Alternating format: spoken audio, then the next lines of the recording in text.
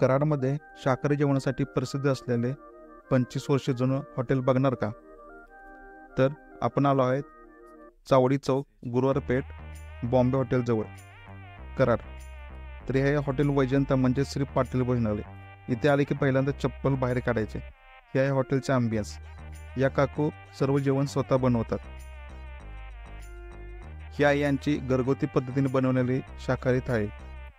तर यांच्या शाकाहारी थाळीमध्ये लेअरवर चपाती, बासुंदी, कुर्मा, डाळ, आमटी, ताक, खरडा, पापड.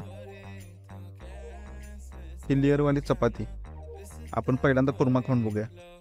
कुर्मा पण एकदम चवीला भारी होता. त्यानंतर यांचा खरडा जो दररोज ताजा बनवलेला असतो तो पण छान असतो असं ऐकलं होतं.